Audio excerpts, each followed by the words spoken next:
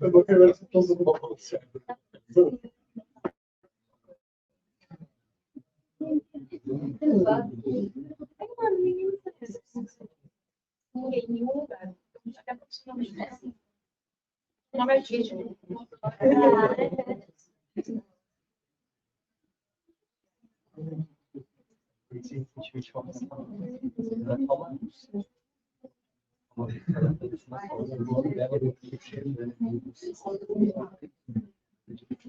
Então, vamos lá, gente. Bom, primeiramente, boa noite a todos. Queria agradecer a presença de todo mundo que está aqui para ver a primeira mesa, né, que inaugura a 7ª edição da Semana de Fenô. Hoje a gente tem pessoas especiais aqui também, que faziam parte da comissão fundadora da semana, né? A Isa e o Fonk, que está sentado aqui na primeira fileira. É esse aqui. Uma brincadeirinha, mas enfim, gente. Aqui nessa mesa que inaugura a semana, a gente quer trazer um diálogo entre diferentes vertentes da Fenô. Então, a gente tem o Ítalo, que trabalha com a Gestalt, a Suzana, que é professora aqui da PUC, trabalha com a Edith Stein, a Isa, que está na Fenô Existencial, que é o que a gente mais estuda aqui na PUC, que acaba conhecendo um pouco melhor. E a ideia é que a gente fale um pouco sobre questões da contemporaneidade, porque, né, uma das críticas mais fortes que existem à maneira como a Fenô tem sido ensinada aqui na PUC é que pouco se fala das questões que a gente vê tanto na nossa experiência pessoal, assim, né, de vida, os nossos dilemas, quanto o que a gente está vendo quando a gente chega lá no 3º, no 4º ano e vai a campo, né? E aí fica, mas os 3 semestres, 1 ano e meio que eu tive de Fenô, não tocaram, nem vislumbraram falar dessas experiências que são tão plurais, que não são a experiência lá do conterrâneo do Heidegger, lá na Alemanha, não sei o que lá. Enfim. Então, para inaugurar essa edição da semana, que está repleta desses temas que a gente acha que são bem relevantes, inclusive são temas que a gente mesma viu da comissão surgindo na sala de aula, seja com monitorias, seja na nossa própria experiência assistindo aula, enfim. A gente procurou trazer para poder falar sobre aqui, né, na semana, que é um espaço para a gente fazer exatamente isso. Então, não vou demorar muito mais, vou apresentar os nossos convidados queridos, que com todo carinho aceitaram o nosso convite. O primeiro convidado é o Ítalo Santos, que é psicólogo pela UFRJ, gestalt terapeuta pelo Instituto Quilombo Gestalt, ele trabalha e pesquisa no ramo da educação inclusiva e atua como psicólogo clínico e mediador escolar / acompanhante terapêutico no Instituto APTA. Também temos a Isa Martins, que é psicóloga formada aqui na PUC, especialista em fenomenologia hermenêutica, ex-integrante da comissão, como eu comentei, e é assistente de gestão no Instituto Dasein de Psicologia Hermenêutica Fenomenológica. E a gente também tem a nossa professora aqui da PUC, a Suzana, que é formada aqui pela PUC também, é especializada em teologia pela Pontifícia Universidade Lateranense de Roma, também é mestre em psicologia da educação pela PUC e também fez um intercâmbio acadêmico nessa mesma Universidade de Roma em 2014. Ela também é doutora em psicologia clínica pela USP e atualmente dá aula para a gente aqui no curso em algumas matérias que eu já vi, em N1, ICMIP e estágio básico. Então, gente, passo para vocês, como vocês quiserem se apresentar também durante as falas, e agradeço também novamente vocês terem aceitado o nosso convite e vindo aqui compor com a gente essa edição que é tão especial para nós da comissão. Então, muito obrigada.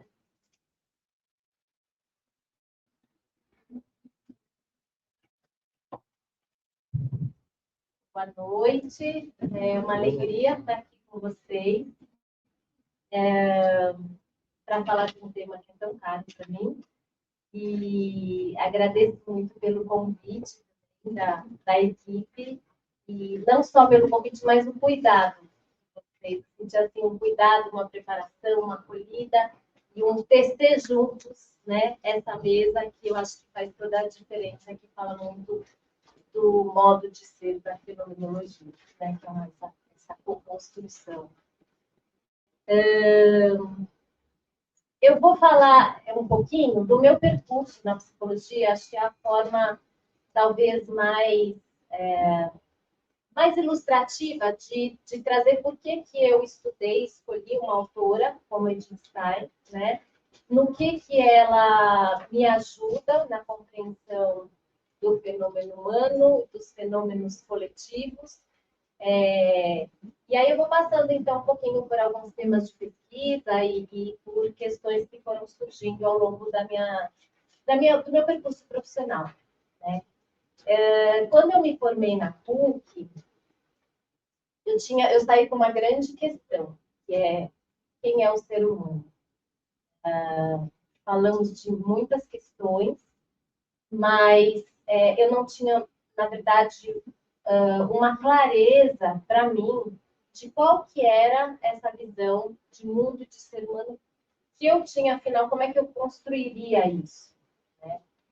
E eu fui buscar isso em diferentes disciplinas, diferentes contextos, e eu me deparei com Edith Stein, num livro que é traduzido, né, como A Estrutura da Pessoa Humana, em que ela vai dizer que qualquer ação tem por trás uma visão de mundo, uma visão de ser humano. Isso fez muito sentido para mim, porque eu logo fui trabalhar em escola, né? Eu trabalhava no berçário e educação infantil, e eu tinha muitos questionamentos em relação à metodologia, aquilo que era proposto para as crianças, qual que é a visão de criança, né? Essa criança adultizada, ou uma visão de um discurso era mas a prática era outra, né? Então, um discurso muito falando do ser humano enquanto ter uma confiança básica no ser humano, a questão da autonomia, mas as ações pedagógicas que não condiziam com essa visão de uma busca de autonomia, de oferecer possibilidade de escolhas para as crianças, ou de simplesmente uma tentativa, vamos dizer assim, de adestrá-las, né, a partir de algumas promessas e, enfim. Então, eu comecei a trabalhar ali com a formação das professoras, e isso me fez buscar, né, bases para conseguir problematizar essas questões. Eu via muito também uma relação aí de diferentes comunidades que se articulam na escola, família, escola, comunidade do entorno, e como havia muito, assim, um olhar de muito mais de julgamento, competição, do que de colaboração, né? E quem sofria eram as crianças, né? A maior parte. Então, foi aí que eu decidi fazer o mestrado aqui na Psicologia da Educação, e fui estudar um tema específico que era a comunidade. O que é ser comunidade? O que é uma comunidade? E como que ela pode favorecer ou não o nosso desenvolvimento, né, integral enquanto pessoa, enquanto sociedade também. E aí eu fui estudar um projeto que era um espaço de literatura marginal dentro de uma EMEC. E foi interessante porque era uma escola que estava abrindo naquele ano, e o que acontece quando abre uma escola nova, as outras escolas, elas enviam para essa escola nova todas aquelas pessoas que elas acham que são difíceis, né? Adultos, crianças com problema, enfim. Então, essa escola abriu com muitas questões, né? E o diretor era uma pessoa muito bacana, muito aberta. Ele começou, para começar, que a escola foi construída em cima de uma quadra do bairro, onde havia o ensaio da escola de samba. Então, vocês já imaginam como é que a escola chegou, né? E esse diretor saiu dos muros da escola e foi conversar com a escola de samba e trouxe para a escola, né? Foi conversar com os jovens dos coletivos e trouxe para fazer oficina de grafite. Então, isso para mim era um local, vamos dizer assim, e a oficina, especificamente de literatura marginal, um lugar de articulação de diferentes comunidades. Era uma possibilidade de encontro, diálogo, que para mim trazia uma luz para aquilo que eu estava questionando, né, da gente poder ir um pouco além do que está dado, um pouco além desses muros, né, dessas caracterizações, enfim. E aí eu acompanhei essas oficinas e foi ficando claro para mim o quanto... Porque Edith Stein fala o que é comunidade para ela, né? Ela vai fazendo ela vai adentrando. A primeira pesquisa que ela fez foi sobre empatia. Ela queria entender o que é empatia, como é que eu consigo acessar a experiência alheia, né? E a partir da empatia, ela vai conseguindo descrever diferentes vivências, diferentes qualidades de vivências que a gente tem. Então, ela vai falar das vivências corpóreas, das vivências psíquicas, emoções, reações, impulsos, e das vivências que ela vai chamar de espiritual, que seriam a nossa possibilidade de ter consciência de nós mesmos, de dizer eu, né? Que seria aquilo que é propriamente humano. E aí, a partir dessa visão, ela vai entender quais são os tipos de agrupamentos humanos, como é que esses agrupamentos se configuram, não a partir de uma estrutura dada, mas a partir da qualidade das relações, né? Então, o que é ser família? Ser família é uma comunidade? Não sei. Depende da qualidade das relações daquele agrupamento, né? Então, isso é uma coisa que me atraiu muito em Edith Stein. Ela vai para além do que está posto, né? Ela vai buscar na raiz, e nessa visão de ser humano, as respostas para aquilo que a gente pode entender como um processo de desenvolvimento ou como um processo comunitário. Então, ela vai dizer, a comunidade, uma relação se torna, é possível uma relação de comunidade quando a singularidade é respeitada e, ao mesmo tempo, quando essa singularidade ela pode ser colocada a serviço em prol de um coletivo.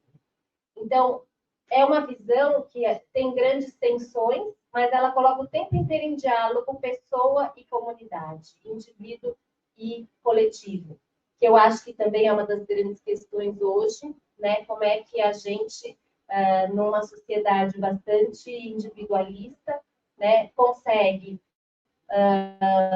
dialogar com diferentes necessidades, diferentes contextos, onde o diferente não é uma ameaça, não é um motivo de extermínio, mas é uma riqueza, né, que complementa.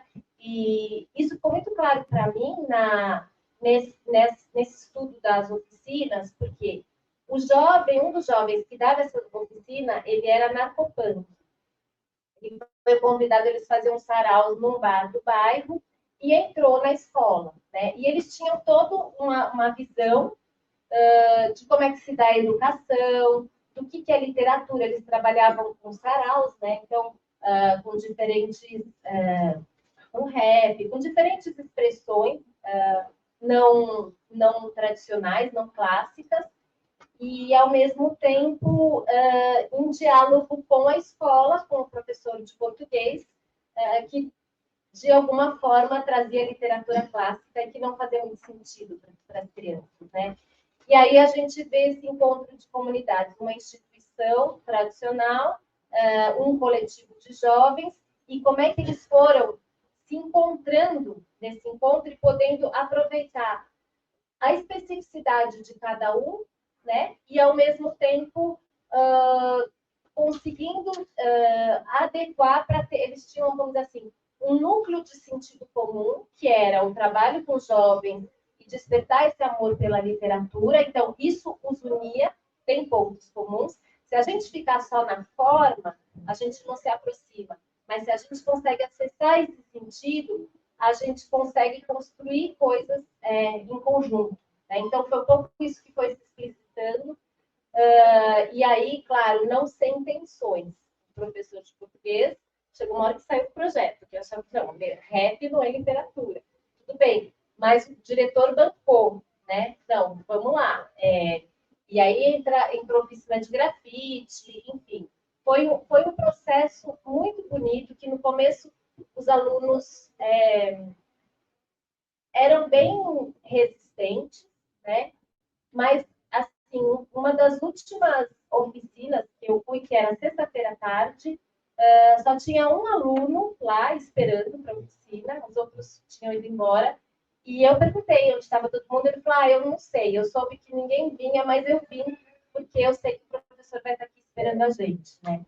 Então, isso para mim fala de uma relação comunitária, né? O que fez sentido, né, para esse aluno. E, ao mesmo tempo, do lado do educador, que era esse jovem anarcopunk, nesse contato, ele começa a se encantar com o processo de educação e ele começa a levantar essa questão de fazer uma faculdade de pedagogia. E aí ele se vê com a questão, mas espera aí, uma faculdade, um ensino tradicional, eu não preciso disso, a gente, né, tem... vamos dizer assim, a gente vai estudar com autonomia, eles tinham grupos de estudos e tal, mas aí ele começa a pesquisar, começa a buscar outros caminhos, e ele acaba prestando vestibular e fazendo a faculdade de pedagogia. Né? Então, se a gente pensar enquanto comunidade, ele, na comunidade anarcopunk, vamos dizer assim, ele, com essa singularidade, com esse movimento, enriqueceu um discurso, trouxe uma reflexão, flexibilizou estruturas para alcançar sentidos maiores, né?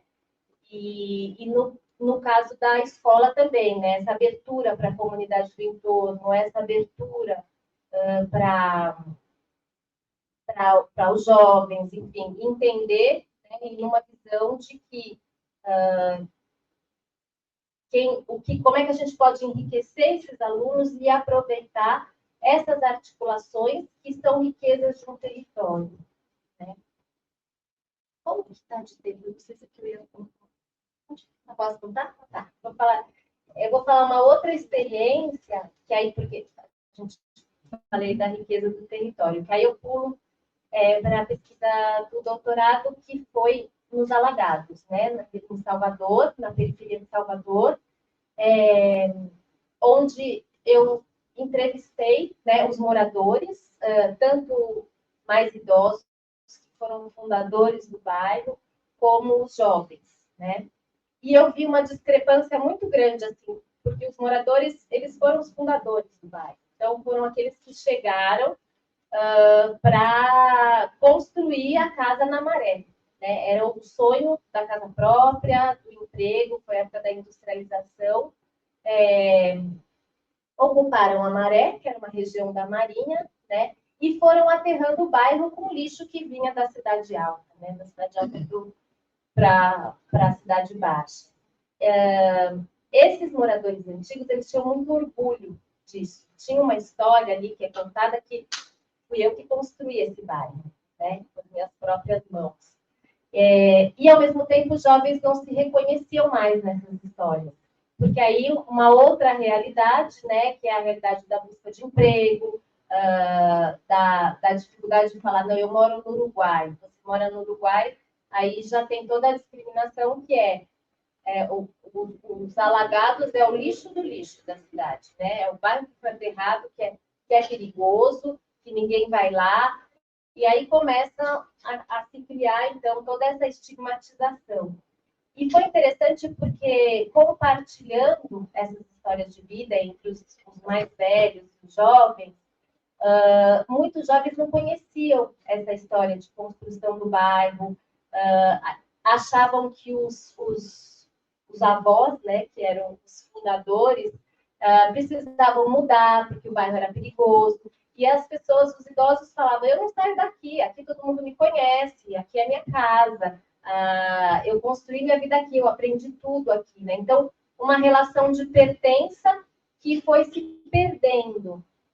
E, claro, toda a questão da violência também, mas o interessante foi que, aos poucos, eles foram um pouco nessa troca, podendo também ressignificar esse olhar para o próprio bairro.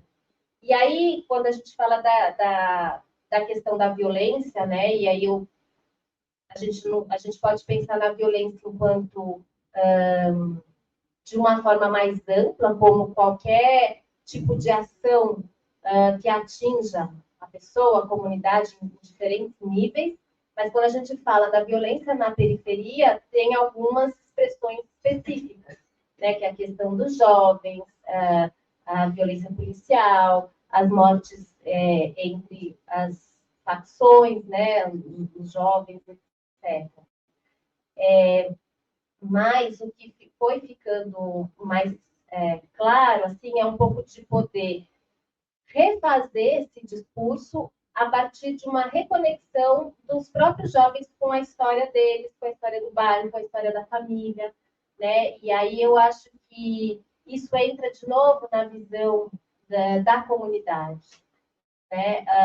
Foi interessante porque está surgindo um movimento lá agora, que é um movimento de turismo comunitário, né? Então, o que eles tinham antes, uma dificuldade e uma certa vergonha de falar onde eles moravam, hoje não, é os alagados, né? Eles falam os alagados mais lindos do mundo, os alagados que estão na Europa, os alagados que, quer dizer, que recebem recebem que as pessoas vêm para encontrar essa riqueza deles, né? E os jovens mesmo começaram a perceber, né, o quanto a gente, essa visão, né, a gente é pobre, ele fala, não, a gente não é pobre, a gente é rico de história. Né? E os alagados têm uma dinâmica específica, porque em 1980 o Papa João Paulo II veio para o Brasil e visitou os alagados. Ele queria visitar um lugar pobre e ele escolheu os alagados. E muitos trazem isso como uma mudança de perspectiva. Assim, precisou um Papa vir aqui para o governo olhar para os alagados, porque a própria vinda do Papa mobilizou, né, as autoridades para um lugar que era invisibilizado, desprezado. Não, vamos arrumar esse bairro aqui porque o Papa vai passar. Né? Então, enfim, aí tem toda uma história foi inaugurada uma igreja uma colina central do bairro, que era uma colina onde havia muita violência policial, onde eles chamavam que era um local de desova de corpos, né? E a comunidade religiosa começou a se envolver com isso, porque eles queriam celebrar a missa e tinha uma pessoa morta lá. De alguma forma, isso foi sendo explicitado e eles se mobilizaram para ir no governador, né, contar o que estava acontecendo. Então, a partir de uma história, né, e ali, no caso, tem a ver com o contexto religioso, eles começaram a se organizar e para dar respostas, enquanto comunidade, criar uma estrutura e poder pensar em melhorias do bairro, em denúncias de violências, etc. Né? Então, o bairro ganhou uma visibilidade a partir dessa história. Eu me interessei pelos alagados porque eu fui fazer uma visita e a gente fazia visita às casas, e quando falava de alguns projetos sociais que aconteciam na colina, muitos falavam que não subiriam, não iriam, e aí começaram a aparecer as histórias de violência, porque meu irmão foi morto lá, e as pessoas nem passavam perto da colina. Né? E com essa ocupação, de alguma forma, de projetos sociais que aconteciam lá em cima, reforço escolar, etc., as crianças ocupando espaço, isso foi dando um outro colorido e uma outra forma de ocupação. Então, para trazer um pouquinho, né, eu queria falar, né, dessa relação, eu acho que a essa relação, para mim, que é central, que me ajuda nessa visão de pessoa e comunidade, que não são antagônicos, mas são ontologicamente interdependentes. E a gente, quando pensa no bem, quando pensa no desenvolvimento do ser humano, não dá para excluir, né, a nossa vocação, vamos dizer assim, nosso desenvolvimento depende de uma inserção fecunda na sociedade também, né? E ela vai falar também dessas estruturas da massa, da sociedade e da comunidade. Eu trouxe a comunidade como um ideal de convivência, mas também ela traz a questão societária, que é como é que as comunidades, a partir de um sentido comum que surge, que forma uma comunidade, como é que ela se estrutura para se sustentar. Porque se a gente depender também só da qualidade das relações, o humano falha, né? E a hora que essa humanidade falha, a gente precisa de alguma estrutura, de algumas regras, de alguma lei que ajude a lembrar a gente. Espera aí, né? O outro é um bem, eu tenho que cuidar do outro, tenho solidariedade, etc. Então, as sociedades seria um pouco, né, essa estrutura que estaria a serviço da comunidade. A gente pode pensar no próprio Estado, que estaria a serviço, mas o que acontece é que acaba havendo uma inversão, né, a serviço próprio, muitas vezes. Né? Então, perde esse sentido mais essencial. E a massa, porque Edith Stein viveu as duas grandes guerras, ela morreu no campo de concentração, né? Ela era judia, mas no fim da vida, ela morreu jovem, com 50 anos, mas ela se tornou monja carmelita, ela se converteu ao catolicismo, mas ela morreu no campo de concentração como judia. E ela sempre colocou em diálogo também, né, a questão da raiz dela judaica e do catolicismo, enfim. Ela é uma figura que, eu digo assim, que ela se ia além, né, assim, não se conformar com o que está posto. Assim, mesmo quando ela se tornou católica, ela escreveu uma carta para o Papa Pio XII, questionando, pedindo uma posição da Igreja em relação ao nazismo, né, em relação à questão do povo judeu. Então, ela enfrentava, mesmo comunidades em que ela participava, quer dizer, não é que tem um texto que fala, né, que os piratas são os outros, não, os piratas não são os outros. Vamos olhar para essa nossa comunidade e cuidar dessas relações. Então, ela vai falar que a massa, justamente por ter vivido o nazismo, ela vai trazer essa visão de uma relação de massa, que é uma relação onde a singularidade é anulada. Quer dizer, ela é pautada muito mais por um contágio psíquico, e eu preciso, vamos dizer assim, seguir determinados padrões para corresponder. Né? Então, ali o que acontece? Se a singularidade é anulada, a nossa também autonomia, os nossos projetos pessoais são anulados. E aí a massa fica a mercê de algum líder que venha manipulá-la, né? Que são os regimes totalitários.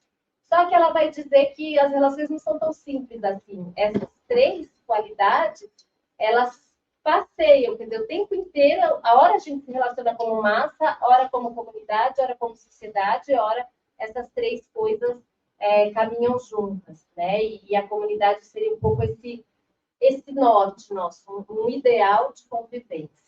Vou parar aqui. Obrigada, Luísa. Obrigada. Gente, só antes de vocês continuarem na frente, que a gente vai passar também um papelzinho com esse QR Code para vocês se inscreverem e ganharem certificado de participação no evento, tá? Horas extracurriculares.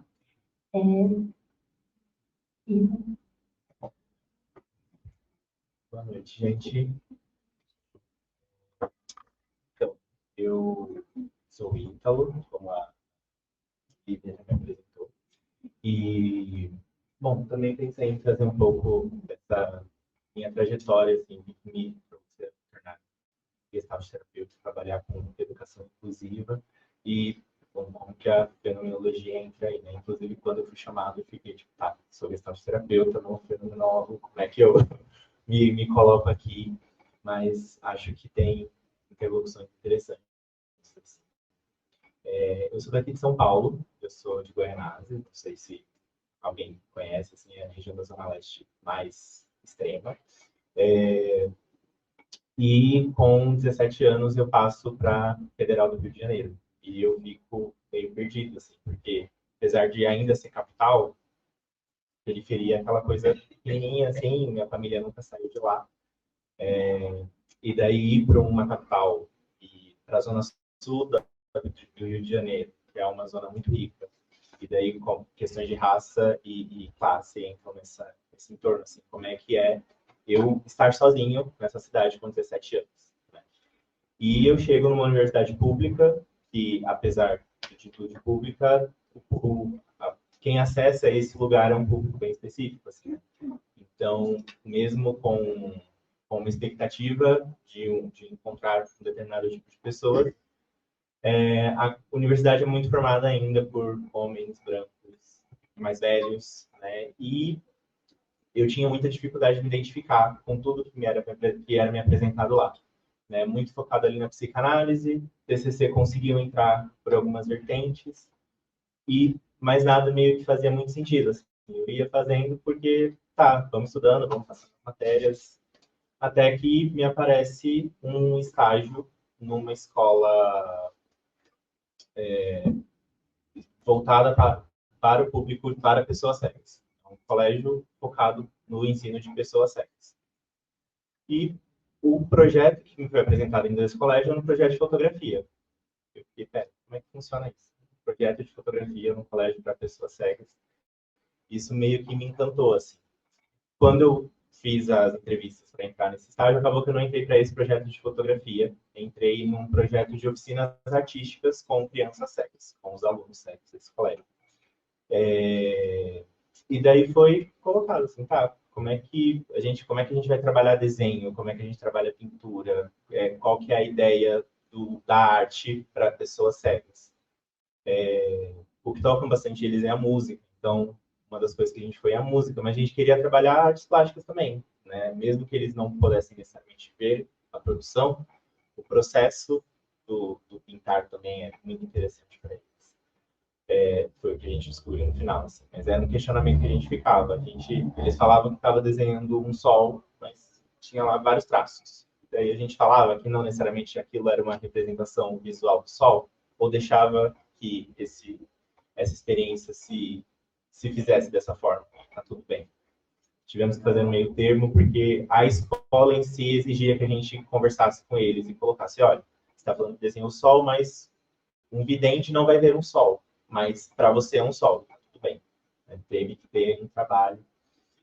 E uma coisa que me chamou a atenção nesse colégio é que, mesmo eles trabalhando com o público de inclusão, né, pessoas cegas, eles mesmos estavam criando um próprio projeto de inclusão para poder inserir pessoas com múltipla deficiência, que além de cegas apresentassem uma outra deficiência concomitante. O que causou um rebuliço assim, na escola. Como é que é feito esse trabalho? Como é que um colégio de inclusão faz um próprio projeto de inclusão, sabe? Foi algo que ficou bem em voga assim, no colégio ao longo desse tempo. E essa foi a minha primeira pesquisa, assim, meu primeiro contato com essa questão da educação inclusiva, né? Como é que estava isso? Foi em 2014, não, 2014 não, 2014 foi ano que eu entrei, foi 2018, fazia 10 anos que tinha saído a política de educação inclusiva no educação especial pela perspectiva da educação inclusiva aqui no Brasil, é um documento oficial. Então, como que estava se dando? E era algo muito focado e ao passo que as coisas foram se dando, assim, que a inclusão que esse processo foi se dando, a gente percebia que o colégio cada vez menos falava sobre isso. Assim, essas crianças de múltipla deficiência entravam, mas não era muito falado, assim, elas eram encaixadas na sala, ficavam ali, tinham alguma assistência, mas provas você não via esse movimento sendo feito, a avaliação, a continuidade do ensino não era feita, e isso foi causando um incômodo em mim, principalmente, assim, eu queria entender o que estava acontecendo. E daí foi o tema do meu TCC, da graduação, que foi estudar como é que um colégio inclusivo propaga um projeto de inclusão.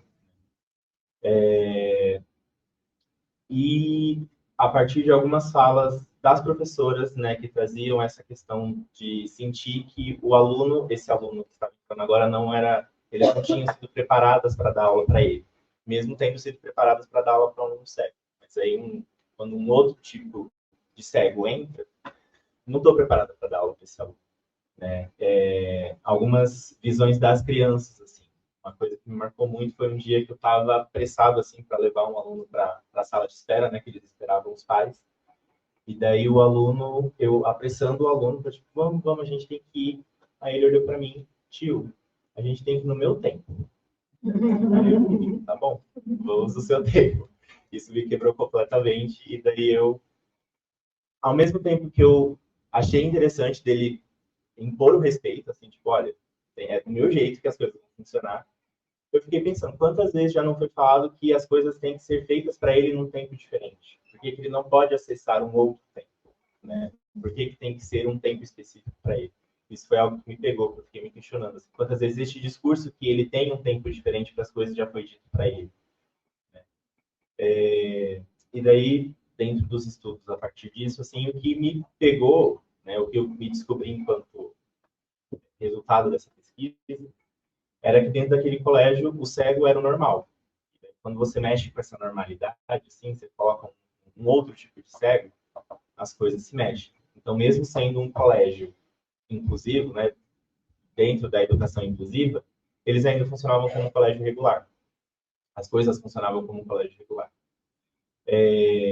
Durante o tempo, esse foi o meu contato assim, com a educação inclusiva, com essa parte mais teórica, e comecei a trabalhar com mediação escolar. Então, trabalhar com alunos em situação de inclusão dentro das escolas regulares. Só que durante todo o processo, isso desde 2019, estou trabalhando como mediador escolar, todo esse processo me deixava muitas dúvidas, assim, porque a sensação que eu tinha era que eu aprendia o que eu aprendi de psicologia e o que eu viria a ver de psicologia cabia muito bem na clínica, mas eu não conseguia encaixar isso dentro do meu trabalho na escola. Assim. Parecia que na escola eu tinha que estar muito mais preocupado em técnicas assim, de manejo comportamental e como fazer com que aquele aluno aprenda e quais dúvidas eu posso tirar daquele aluno. E não necessariamente como é que está sendo a ideia do como está sendo o processo, como é que eu posso ajudar a escola, necessariamente ficava muito afastado. E isso me causava muito incômodo, mas eu não conseguia linkar as duas coisas.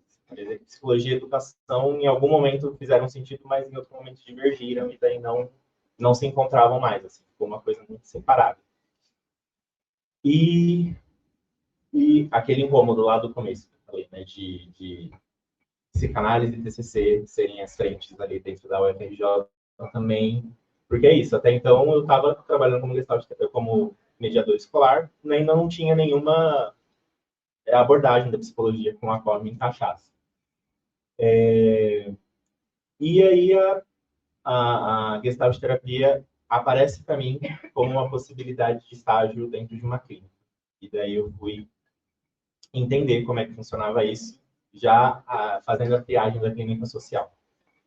E naquele momento eu tinha muitas questões para clínicas. Para mim, clínica era o lugar em que pessoas cobravam R$ 500 para atender durante uma sessão no Leblon.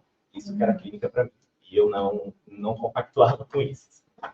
E daí, dentro da clínica social, foi possível entender que não são pessoas que podem pagar R$ 500 apenas para procurar clínica. Assim, tem um grande público que apresenta muitos tipos de sofrimento que vão para lá.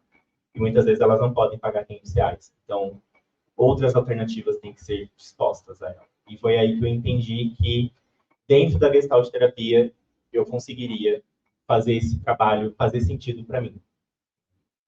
E, bom, pelo que o pessoal já me adiantou aqui, a Gestalt terapia não é muito falada aqui na PUC, mas a Gestalt terapia ela tem uma base fenomenológica a partir do Husserl. Então, toda a ideia de... Fiz algumas anotações. São termos que eu não uso frequentemente.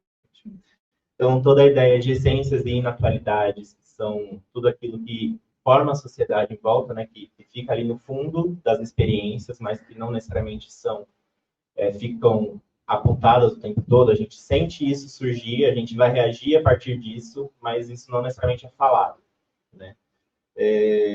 A gente tem uma postura de redução transcendental, então a gente deixar preconceitos e percepções a priori de longe e deixar com que o encontro diga e dite como o processo vai acontecer.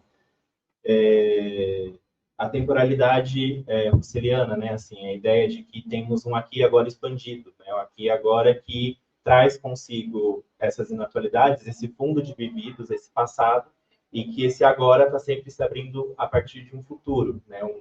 Um futuro de horizontes, né? Um horizonte de vividos, é isso. Então, isso tudo foi me trazendo muito sentido para se trabalhar, né, com a Gestalt terapia, que tem muito a questão do campo, assim, e isso eu foi encaixando ainda mais assim, as coisas. Né? Então, realmente sabe que faz realmente sentido. E aí e daí eu procurando, eu entendi que isso fez sentido para mim, mas é agora, onde é que eu vou me formar? Como Gestalt terapeuta.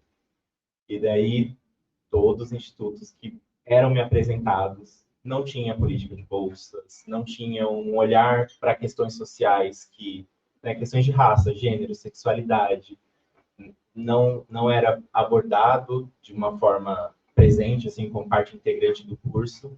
E daí aparece para mim o Quilombo Gestáltico, né, que é o Instituto de Gestalt Terapia aqui de São Paulo, que no próprio nome tem essa força, assim, dessa necessidade de se olhar para essas questões não como um adendo, mas como centrais, né? O que também não foi apresentado na faculdade.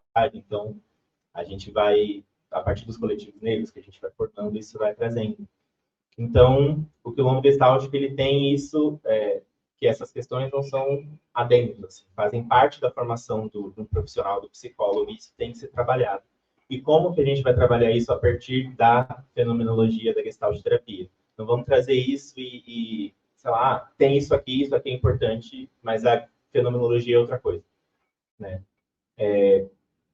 Tudo isso tem uma visão fenomenológica de como se trabalha com isso de uma forma gestáltica, né? E foi no Quilombo Gestáltico, né, a partir do meu estudo lá, que essa parte de educação e psicologia foi encontrando um caminho. Né? Essa minha atuação enquanto mediador escolar foi tendo um sentido. Né? Porque, como eu falei, até então ficava uma coisa muito solta. Assim. Que foi uma aula em que a gente estava discutindo a psicose dentro da Gestalt terapia. Não vou explicar como é que funciona isso, pode ficar tranquilos. A não ser que vocês queiram. Mas, quando foi falado que o trabalho ali do psicólogo, acompanhando uma pessoa em ajustamentos psicóticos, se assemelhava muito ao que eu fazia dentro da escola, né, como mediador escolar, que ali eu preciso fazer com que, primeiro, eu possa acolher esse estranhamento que o sujeito causa no ambiente, né, no campo. O psicólogo, primeiramente, ele vai acolher esse estranhamento. Poder permitir com que a pessoa seja estranha e ela acolher esse estranhamento, né, de uma forma não julgadora. Segundo, tenho que criar formas de que esse meio permita que essa pessoa que se comporta de forma estranha possa ser entendida, né? Não necessariamente acolhida, mas que ela tenha possibilidades ali naquele meio, fazer esses acordos, assim, trazendo para o campo da escola, assim, fazer o acordo com com a tia da cantina, com o porteiro, né? Fazer com que as pessoas entendam como é que aquela pessoa funcione, para que ela possa ter a autonomia dela dentro daquele espaço. E terceiro, formar um laço humano com aquela pessoa, assim, não pensar que a relação que se forma ali não é uma relação só de um psicólogo com um cliente, com um paciente, mas sim é uma relação de dois humanos. Então, a partir disso, vão ter coisas que vão se questionar, tipo, pera, o que eu estou fazendo aqui é terapêutico? por exemplo, quando um aluno que eu me mediava pediu para me ensinar a jogar Fortnite. Esse foi um dia que eu fiquei bem, tipo, eu posso aceitar isso? Eu, enquanto psicólogo, posso usar o Fortnite como recurso terapêutico? E daí eu fui, deixei, topei, falei com a supervisora, ela falou, não, então ele tá pedindo, então vai. Tá tudo bem. E daí eu me permiti, e foi muito interessante ver ele nesse lugar de liderança, assim, dele me ensinar a jogar um jogo, dele falar, fica do meu lado, que se alguém chegar e atirar na gente, eu vou estar na frente, que eu sei jogar, você ainda não. Dele ter essa percepção. Então, quando foi falado dessas 3 dimensões da atuação do psicólogo, dentro do que seria uma clínica da psicose, mas aí quando isso fez sentido para mim dentro do trabalho de mediação escolar, eu fiquei, tá, eu acho que é isso. Acho que comecei a juntar algumas peças, assim, desse quebra-cabeça que até então eu estava muito confuso. E daí eu comecei a estudar essa relação da atuação do mediador escolar dentro da escola, né? Como é que isso pode ser feito. A partir de uma teoria da psicologia. Porque até então, é o que eu falei, assim, o que eu sentia era muito que a educação estava muito ligada de como fazer isso. Ainda muito para a questão das técnicas, de como você vai fazer manejo comportamental, contenção no surto e etc.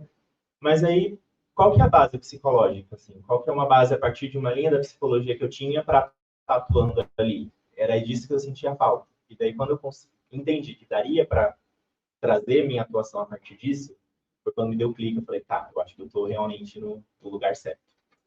E fazendo os estudos, assim, uma coisa que ressalta muito na Gestalt, e que eu acho que também para a fenomenologia, é que a gente não está trabalhando só com um indivíduo, a gente está trabalhando com um campo, né, que dá essa definição de comunidade, que eu achei muito interessante. Né? A gente fala de um sistema campo e organismo, né? Não é, a gente não está olhando só para o indivíduo, para o organismo, tem todo um campo que está ligado intrinsecamente a ele e ele se liga ao campo, né? As duas coisas são indissociáveis. E o que sempre se vê quando você está falando de educação inclusiva é a atuação para o aluno, é a intervenção no aluno. Então, como é que a gente vai fazer com que o aluno se comporte? Como é que a gente vai fazer com que o aluno não entre em surto? Como é que a gente vai conter o aluno? Como é que a gente vai manejar o comportamento do aluno?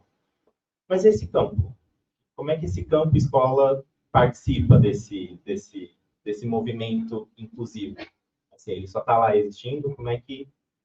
E daí foi essa minha inquietação, né, para o meu TCC da formação de Gestalt terapia. Né? Como é que o que acontece com essa escola que agora precisa lidar com a situação da inclusão dentro dela, né? Porque muito se fala do aluno.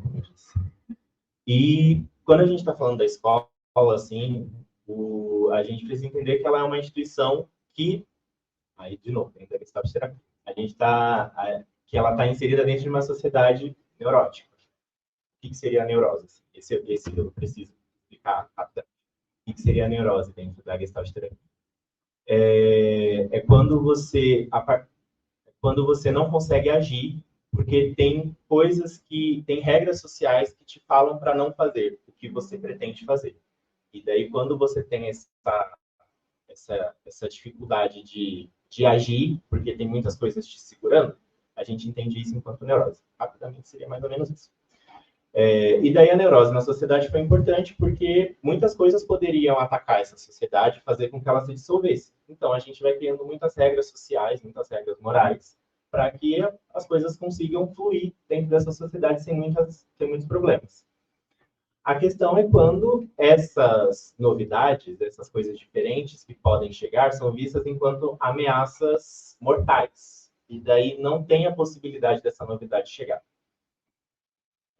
Logo, se a escola ela é desenvolvida dentro dessa sociedade neurótica, ela também é uma instituição neurótica, né, que tem resistência ao novo, tem dificuldade de aceitar o novo.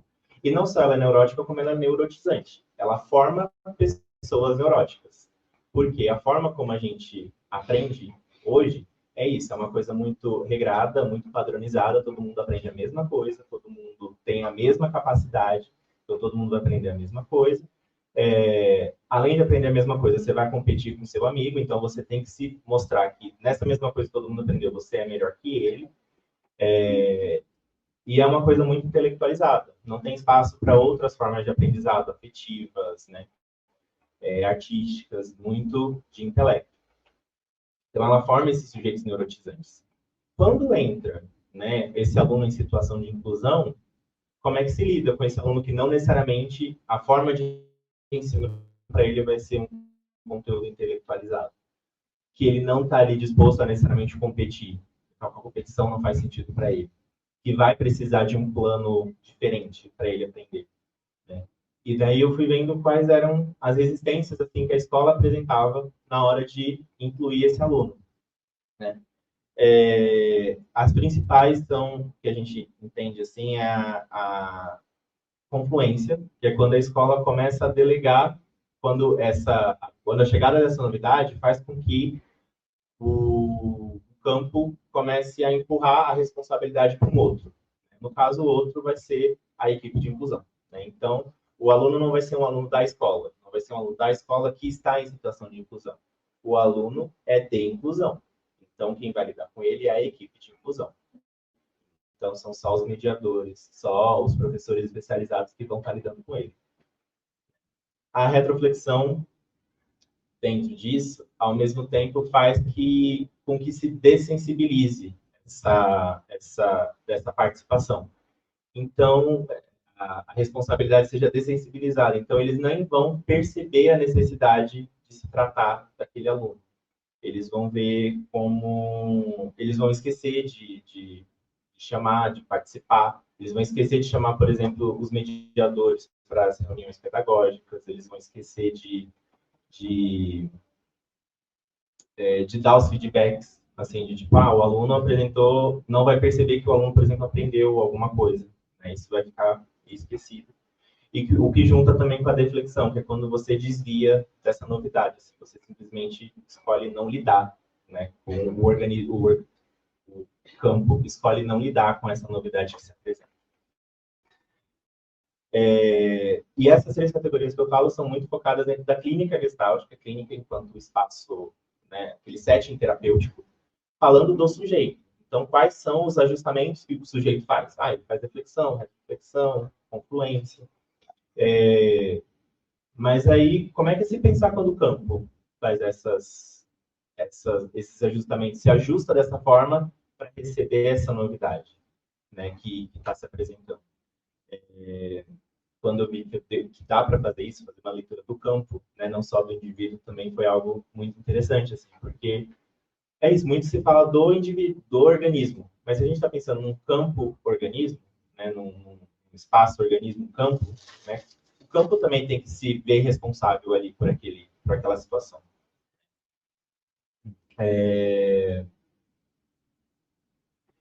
E aí, a partir disso, quais são as formas que o mediador escolar pode estar atuando dentro da escola, né, para tornar aquele espaço o mais inclusivo possível? Porque é isso, acho que a inclusão ela não tem um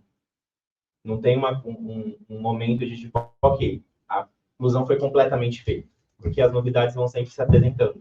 Né? Uma forma disso é uma forma de trabalho chamada mediação não medicalizante. A gente entende que essa não medicalização seria você trabalhar não a partir de um diagnóstico que o aluno apresente, mas sim a partir das potencialidades e dificuldades que ele apresenta.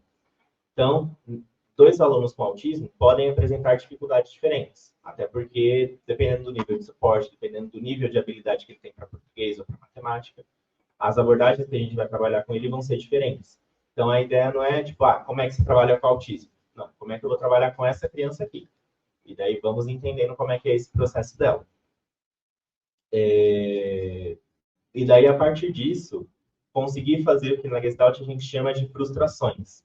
Mas a gente não vai frustrar o aluno, porque o aluno não, né? Frustrar ele pode ser muito mais complicado. A gente vai frustrar o meio, a gente vai frustrar a escola, frustrar as expectativas da escola com relação àquele aluno. O que ele consegue fazer que a escola não está vendo? O que ela quer que ele dá conta que ele realmente não vai conseguir. O que ele dá conta, mas ainda não foi percebido. Então, acho que é frustrar essas expectativas da escola para poder construir essa rede e a escola ver que ele faz parte dela, que é um aluno dela, não é um aluno do mediador, não é um aluno da equipe de inclusão.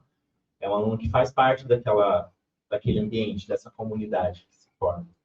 E esse outro que chega, né, também faz parte ali desse meio, desse campo.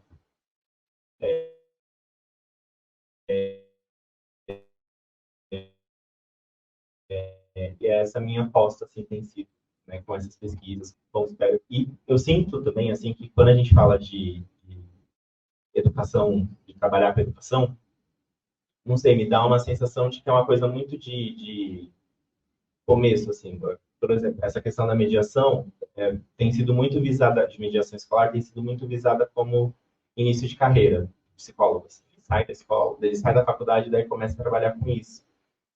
E daí possibilitar que isso assente mais enquanto um campo realmente de estudo, de desenvolvimento, de conhecimento a partir disso. Porque eu acho que tem muita coisa para se conhecer, principalmente quando a gente fala dessas deficiências ou neurodivergências que se aparecem. Esse espaço ali em campo da escola tem muito potencial para se descobrir muita coisa, para se entender muita coisa. Então, é isso, assim, eu acho que a ideia que eu queria trazer também é como é que é essa possibilidade de se trabalhar, né? Fazer uma leitura institucional a partir dessa teoria que é muito usada dentro de espaços terapêuticos individuais, né? Entender que isso também funciona para isso, gente. Obrigado. Obrigada, Ilson, pela sua fala. Nossa, eu fiquei pensando muita coisa quando eu falei escola um pouquinho aí sobre inquietação. Também queria falar só, não reforçar que não esqueça de se inscrever, de receber o certificado. A venda de livros estava tendo no começo, vai voltar quando terminar a mesa, tá? Então não se preocupem. E passo a fala para a querida Isa. Boa noite, todo mundo. Bom, acho que primeiro eu gostaria de agradecer por essa oportunidade de estar aqui falando com vocês. Para mim é uma honra de verdade poder estar abrindo a Semana da Fenomenologia que o FOM, que a gente fez parte ali da fundação desde o começo. E queria parabenizar todos da organização, porque é difícil organizar um evento, é difícil criar e organizar uma Semana da Fenomenologia, então parabéns para todos vocês. E a gente fica muito feliz também, porque nosso trabalho, assim, nosso grande medo ali, quando a gente começou a criar a Semana da Fenomenologia, é se teria continuidade, se a gente teria para quem passar esse bastão. E fico feliz que estamos aqui, o quê? Na quinta edição? Sétima, olha só, gente. Mas é isso, muito obrigada e parabéns, de verdade. Como o Ítalo e a Suzane fizeram, eu quero falar um pouquinho também da minha trajetória. Na verdade, gente, eu vou falar um pouquinho de como eu fui chegando na fenomenologia, mas o que eu trouxe aqui para vocês é mais uma luz, assim, uma coisa que eu queria fazer também, porque trabalhando lá no Instituto DASEN, eu tenho percebido muitas dificuldades, assim, de muita gente que está chegando na fenomenologia, tanto de estudo, de o que eu estou fazendo aqui, para onde que isso está indo, o que é a fenomenologia, como se trabalha com isso. E aí eu direcionei um pouco a minha fala um pouco para esse lugar, para jogar uma luz aí para vocês não se desesperarem nesse percurso, né? Pois bem, a fenomenal surgiu para mim numa discussão no terraço da Unip Vergueiro, em 2014, onde eu fiz meu primeiro ano de psicologia. Na época, eu estava conversando com um namorado da época, assim, que eu estava bastante angustiada com a psicologia social, não sabia se era isso que eu queria estudar, o que era isso. E ele me chegou com essa palavra, né? Ah, vai estudar a fenomenologia. E eu, como todo mundo no começo, assim, tipo, o que é isso? Né? Da onde vem, onde come? E foi isso. Ficou lá na minha cabeça, eu deixei. No ano seguinte, eu consegui uma bolsa do ProUni aqui na PUC, e aí eu vim estudar aqui. E eu tive aulas com uma galerinha assim, bem da hora da Fenô, que eu acredito que todos vocês já tiveram contato. E não sei se vocês já têm esse conhecimento, mas esse pessoal assim que está aqui há bastante tempo, eles fizeram parte aí da história da fenomenologia, né? Eles que trouxeram o BOS para o Brasil, e as primeiras aulas do BOS foram aqui na PUC, assim, então foi uma galera muito importante para conseguir divulgar a fenomenologia no Brasil inteiro. E eu tive aula com esse povo todo, que foi bastante interessante, assim, mas também para uma estudante de primeiro ano da PUC, assim, eu estava mais preocupada em fumar maconha no bosque do que estudar fenomenologia. Então, ainda estava tudo muito abstrato, ainda não estava entendendo o que era essa fenô. Mas foi então, no segundo ano, em 2016, que eu resolvi fazer um curso de fundamentos da fenomenologia lá no Instituto DASI. E aí que eu fui entendendo o que significava e como funcionava essa parada, né? E não, gente, não é abstrato. Apesar das discussões de quando você começa a falar sobre fenomenologia, todo mundo fala, é muito abstrato. Não, gente, não é nada abstrato. Pelo contrário, né? Vai fazendo muito sentido, principalmente para fazer uma leitura de como o mundo está acontecendo hoje. E não é à toa que a galera, eles nos cobram muito rigor teórico. Assim. Para você trabalhar com a fenomenologia hermenêutica, a gente precisa de base. E saber o que está fazendo e falando. Assim, não dá para simplesmente atirar para qualquer lado e simplesmente seguir. Diferente das outras abordagens, também você já deve ter percebido que não tem receita de bolo na fenomenologia. E isso é o que faz muita gente ficar inseguro para estudar. E eu também estou trazendo uma novidade para vocês. Assim. Vocês só vão entender de fato o que é fenomenologia sendo fenomenólogos. E como o meu amigo Fonk aqui sempre me fala, o caminho ele se faz no caminhar. Né? Então, a teoria ela ainda vai ser abstrata, as leituras ainda vão ser densas e vão ser cabeçudas pra caramba, enquanto você não abrir os olhos para o que está ali na sua frente acontecendo durante as suas práticas, durante os seus estudos. Né? Enquanto você não entender que o que a gente estuda é de fato o fenômeno que está aí, a coisa ainda vai ficar muito difícil de entender. E aqui, gente, eu vou falar uma coisa meio óbvia, mas é muito comum a pessoa ficar nessa dúvida. Assim. Fenomenologia é estudo de fenômenos, está na palavra, está óbvio, mas não é óbvio. A primeira coisa que muita gente deixa de prestar atenção é no fenômeno. Né? E o que eu estou falando para vocês é justamente isso. Se atentem ao fenômeno. É isso que a gente está fazendo aqui. Mas é também um medo de ser várzea e leigo que desespera muitos profissionais no início da carreira. Trabalhando, como eu disse, lá no Instituto, eu vejo a galera buscando muito curso, pós, para saber se está fazendo a coisa certa, para tentar se agarrar a algo concreto. Então, é isso. Você tem que ter um fenômeno, gente. Ele que tem que mostrar e ditar como as coisas são. Não percam eles de vista, senão você perde o sentido da sua atuação. Independente de onde for o campo de estudo, de trabalho de vocês, seja na clínica, numa organização social, numa empresa, no hospital, não importa. É preciso ter uma escuta aguçada para acolher e compreender o que se mostra para vocês, sem julgamento. O significado último de hermenêutica é isso, gente, é interpretar. Mas interpretar aquilo que verdadeiramente aparece para você. E não é explicar. Interpretar e explicar na fenomenologia tem sentidos diferentes. Citando ele, o Fonk, abre aspas, a primeira dificuldade aqui é sempre como usar a fenomenologia como ferramenta de reverberação e polinização, e não de explicação. A explicação, já de início, encerra a possibilidade de se enxergar o fenômeno tal como ele se mostra. Ela esmiuça o fenômeno até ele se tornar algo que ele não é. E numa tentativa de auxiliá-lo a se mostrar, acabamos por destruir. Fecha aspas. Portanto, a interpretação não é explicação. Para interpretar, você precisa estar junto do fenômeno, junto do que está acontecendo. E narrar como as coisas de fato estão aparecendo. Narrar, não explicar. Agora, como que é fazer fenomenologia, né? O fazer fenomenológico? Bom, na minha percepção, isso parte de vocês. Né? O que você gosta, o que te chama mais atenção, o que faz mais sentido no seu mundo. A fenomenologia ela é uma experiência. Quanto mais atuo como fenomenóloga, mais eu percebo que o meu trabalho ele se dá a partir da pessoa que eu sou, da minha identidade. Exemplo 1. Apesar de não ter crescido em favela, eu morei em algumas quando eu fui casada. E foi presenciando muitas cenas de violência, de tráfico, de guerra com a polícia, que se abriu para mim a possibilidade de estudar sobre criminalidade. Todos ao meu redor na época eram traficantes ou já tinham traficado. Amigos, vizinhos, tiozinho do mercado. E eu pensava, cara, como que é essa vida? Como que ele chegou até aqui? O que ele almeja? O que ele está visando quando ele escolhe trabalhar com isso? quais são os atravessamentos, como que é a casa dele, a família, as pessoas com quem ele se relaciona.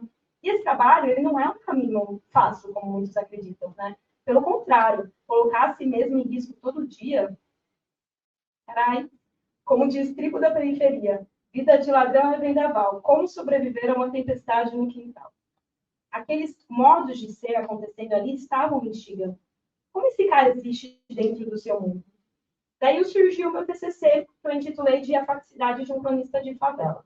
Eu entrevistei um dos meus vizinhos e pedi para ele me narrar a história de vida dele todinha. Desde quando ele cresceu, a escola, o bairro, a família, o tráfico, as 3 vezes que ele passou pelo sistema prisional, como foi acontecendo isso, como que ele saiu, como ele se estabeleceu, como foi para ele abrir uma vendinha ali na rua de casa, começar a vender marmita para ele poder dar um futuro para as 2 filhas dele. E eu fui narrando isso, junto com a fenomenologia, com a teoria. Bom, depois disso, em 2020, eu elaborei um texto para o Congresso junto com o FONC, esse texto que eu citei agora há pouco, falando sobre as potências transvalorativas de sobreviventes periféricos. A gente usou letras de rap para falar sobre o porquê essa população escolhia a vida no crime. E como o rap pode ser usado como ferramenta de empoderamento e transformação para essa população. E essas eram as minhas temáticas de interesse, que faziam sentido para a pessoa que eu era. Né? E aqui também que eu queria chegar, né, gente? Essa palavra, ferramentas, né? Então, na falta de receita de bolo, eu trouxe aqui uma coisinha para iluminar, né? Depois que você faz esse exercício de olhar para si e viu que fazia mais sentido e se debruçou em investir nisso, o que vocês fazem? Sejam vocês mesmos. Bom, o seu trabalho com o tempo, ele vai ganhando a sua cara e a sua identidade. Não se preocupa, gente, ele vai ganhando a sua cara. E eu não estou dizendo aqui também que vocês devem pular essa etapa de ler esse tempo. Dá para passar por cima, gente, eu não... e é isso, gente, vou repetir. A FENO, ela é um rigor teórico. Eles pisam muito nessa tecla de ser rigorosos, teoricamente. Até para a galera parar de ficar falando que é abstrato. Então, por mais que a base inicial tenha começado lá com os europeus, brancos, elitistas, e no caso do nosso companheiro ali nazista, né, a base ela é importante. Sem essa noção epistemológica, a gente corre um sério risco da gente não ser ético e ser raso na nossa atuação. Até para você poder fazer uma crítica em relação a esses caras, você precisa ter um mínimo de propriedade naquilo que você está criticando. É preciso ler os brancos colonizadores para conseguir fazer decolonização. Afinal, somos também colonizados. É preciso estudar a base da psicologia lá com Heidegger ou Freud, 1900 e bolinha, para entender que a FENO, que a psicologia não começou ali. E não é só aquilo ali. Mas já existia com as benzedeiras e rezadeiras numa época que era tudo mato. Para entender isso, a gente precisa ler esses caras e é preciso ler também sobre as sabedorias ancestrais. Não apenas ocupar um lugar cômodo de crítica do outro sem olhar para si. Desculpa, gente. Mas é isso, a gente precisa criticar o outro ao invés de ficar só... Desculpa, à vontade. A gente precisa não criticar apenas e ficar também olhando o que está acontecendo ao nosso redor. Sair desse lugar de ficar só criticando o outro e ver o que está acontecendo, né? Um exemplo disso é o lugar onde a gente se encontra. Né? A gente está na PUC, que é um lugar de branquitude elitista. E é sobre isso que eu quero dizer, gente. Não é sobre negar esse lugar, negar o que se é, mas é sobre compreender o papel de tudo para a construção de cada modo de vida e de cada pensamento que nos atravessa diariamente. Portanto, leiam, vão atrás dos autores mais importantes e tentem entender o que eles estão dizendo. Façam cursos fora da graduação, ou durante a graduação, depois da graduação, continuem fazendo curso para e tentem entender o que está sendo dito ali, né? Porque isso vai ser muito importante para vocês. Mas é claro que só porque a gente precisa ter essa base inicial, não significa que a gente tem que parar no tempo e ficar só nela, como acontece muitas vezes com muitas pessoas aqui, né? A gente não está aqui para sermos tradicionalistas, gente. A gente está aqui para acompanhar fenômenos. E isso significa deixar a tradição de lado para o fenômeno atual, contemporâneo e brasileiro se mostrar. Então, você precisa deixar essa coisa se desvelar para você. E a forma como você vai trabalhar vai depender de quem você é, dos seus atravessamentos, das suas vivências, do seu mundo. Se a abertura epocal que a gente se encontra aponta para discussões como decolonialidade, transversalidade, questões de gênero, desigualdade, ecoespiritualidade, dê voz e escuta para isso, né? É o que está se mostrando. E é necessário que isso seja defendido. Muitos críticos atuais, críticos da FENOM, ou até pessoas de dentro da fenomenologia, frequentemente montam em cima de um discurso decorado de que os jovens não sabem o que falam e o que estudam, e que estão tentando fazer da fenomenologia uma psicologia social. Mas vejam bem, eles tentam desertificar aquilo que não compreendem. E, ao meu ver, essa postura é muito antifenomenológica. Portanto, ao invés de só criticar como eles fazem, convidem esses profissionais com conhecimentos mais avançados para traçar esse caminho de acontecimento junto com vocês. O nosso papel enquanto profissionais da fenomenologia ou da psicologia também é defender a singularidade, a alteridade, a pluralidade, é perverter os dispositivos de disseminação dos padrões normativos. E aqui eu vou fazer um pause para fazer uma observação, porque entra uma contradição que eu frequentemente vejo, assim. Ali atrás eu estava falando para a gente olhar para o fenômeno sem julgar e sem explicar para não destruir, né? E agora eu estou falando de destruir os padrões normativos. E é isso, gente, foco bem. Pois bem, não. A tradição, ela também é um fenômeno, não é? Então, a gente precisa também olhar para ela. Depois a gente está. Então, eu percebo essa contradição constantemente na minha atuação. Em alguns lugares diversos, atualmente eu estou na clínica, mas isso vai acontecendo na forma como a gente vai se colocando mesmo no mundo. Né? E é um questionamento que eu me coloco frequentemente. É possível ser neutro para não modificar o fenômeno? Na real, o que acontece é que quando você chega na atuação, você vai acontecendo junto com o fenômeno. E, de certa forma, isso já é alterado. O cuidado que a gente precisa ter é de prestar atenção para saber se isso está acontecendo naturalmente, enquanto a coisa está se dando, ou se você está forçosamente atravessando o acontecimento. Então, é ter esse cuidado de estar acompanhando sem alterar, mas indo acontecendo junto com a coisa ali, consequentemente alterando. Não sei se deu para entender. Para ficar mais claro, eu vou dar um segundo exemplo. Eu trabalhei como técnica psicóloga em um SAICA. Para quem não sabe, o SAICA é um serviço de acolhimento institucional para crianças e adolescentes. E eu entrei lá um pouco depois de me formar. Em muitas instituições, o trabalho do psicólogo, dos técnicos ali no geral, é ficar dentro de uma salinha, preenchendo relatório, evoluindo os relatórios dos educandos, né, dos acolhidos. Mas a instituição que eu trabalhava não era bem assim, e que bom que não era bem assim. Eu tive muito contato com muitos adolescentes e muitas crianças, e isso era o que fomentava o meu trabalho ali. Né? E esses adolescentes e crianças que eu conhecia, eles tinham histórias bem fortes de violência e adoeciam constantemente por acreditar que eles não tinham um futuro muito viável. Né? Enquanto fenomenóloga, e fazendo apenas o trabalho de observação e escuta naquele espaço, eu fui percebendo os comportamentos que alguns tinham e reproduziam a violência que eles sofriam. Eu percebi a vergonha e a humilhação que sentiam nos espaços públicos, na escola por serem de SAICA, percebi a falta de esperança no futuro, a dificuldade de se conseguir um emprego e criar um projeto de vida para depois o acolhimento. Isso eram os fenômenos que se mostravam para mim. Porém, na minha atuação, no meu manejo com eles, eu trocava ideia sobre rap, mostrava para eles como a arte é uma ferramenta que pode ser usada para crescimento pessoal, levava eles para rolês culturais, festas, bares, mostrando para eles a necessidade também de se viver no presente. Eu ficava horas compartilhando playlists novas de funk, desde os proibidão legal da minha época e até os conscientes, né? E mostrava para eles em que contexto um ou outro fazia sentido. Bom, é legal rebolar a raba aqui, escutando isso aqui no bairro, muito divertido, né? Mas espera aí, vamos ser críticos também. Compreenda esse lugar apenas como divertimento e não como realidade. Enquanto vida prática, já isso aqui, olha só, esse raridade, esse som é um som para você levar para a vida, né?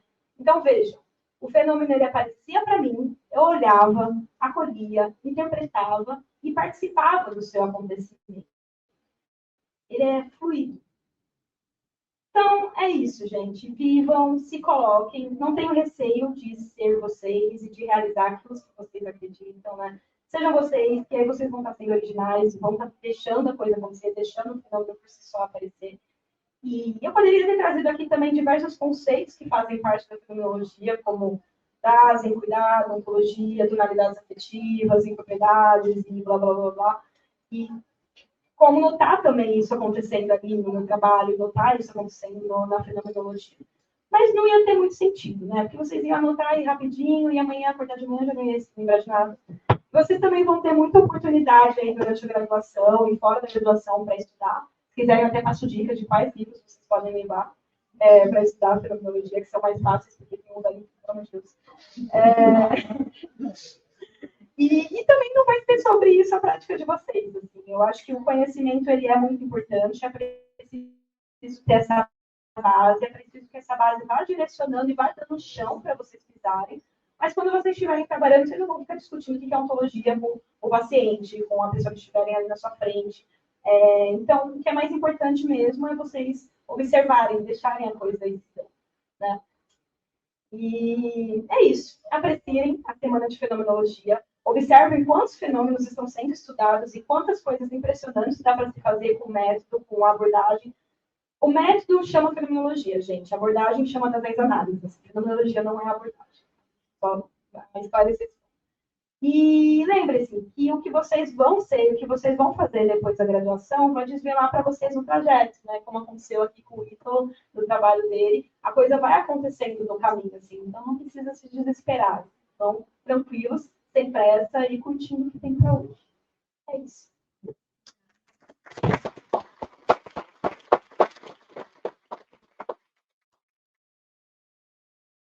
Muito obrigada, Isa, pela sua fala. Eu acho que é uma fala que acalenta muito a gente, tá? Eu, como estudante já no fim da graduação, mas aqui a gente tem bastante gente que está no primeiro, segundo ano, e é importante a gente ouvir isso, e eu acho muito importante porque ninguém nunca tinha me falado essas palavras, entendeu? Quando eu estava lá mais atrás. Então, muito obrigada, Tom. Obrigada a todos vocês. E agora a gente começa, então, discussão, né? Então, se alguém tiver algum comentário, alguma pergunta que quiser falar, pode ficar à vontade. Vocês também, se quiserem comentar as falas uns dos outros, podem falar. Eu queria fazer um comentário que, assim, o Léo, que é o meu amigo, ele estava lendo o livro da Mayra Kline, né, que é o Contemplações Fenomenológicas entre Arte e Clínica. E aí, várias citações, ele separou várias citações do livro que faziam muito sentido com a ideia que a gente tinha para essa mesa. E aí, uma delas, a Maíra coloca sobre um fazer em trança e círculo. Ela fala a trança trazendo um tecer de ideias entrelaçadas que não se separam nem sequer se misturam. E o círculo, a ruptura no modo linear tradicional de leitura. E eu acho que essa ideia está muito presente, claro, na antecipação que a gente teve para elaborar a mesa, mas no que tem acontecido até agora aqui na sala de vocês hoje.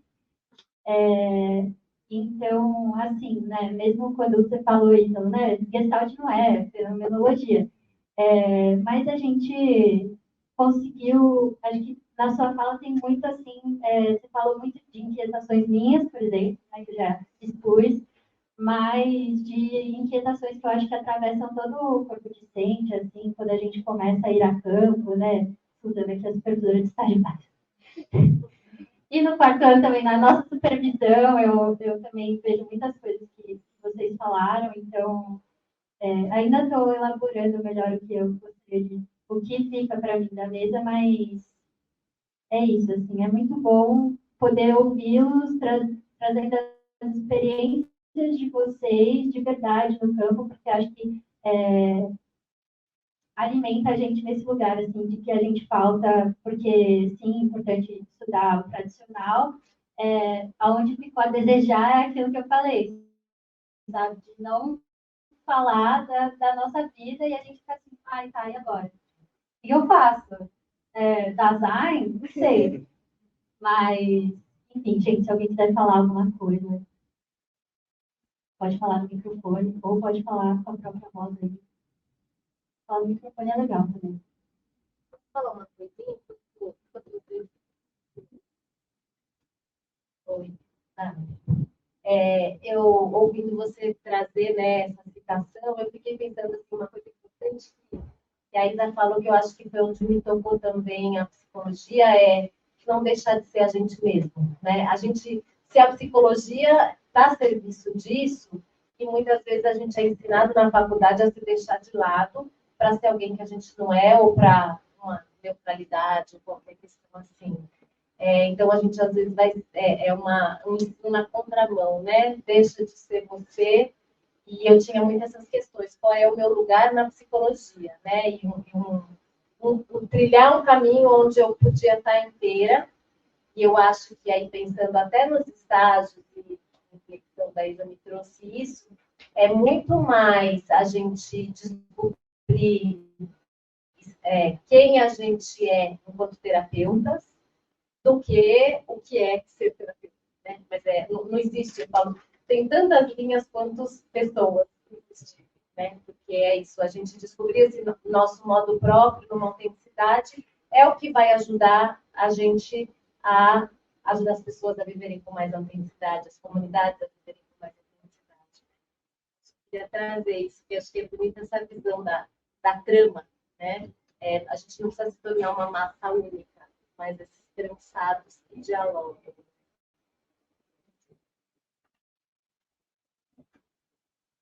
Posso falar uma pergunta?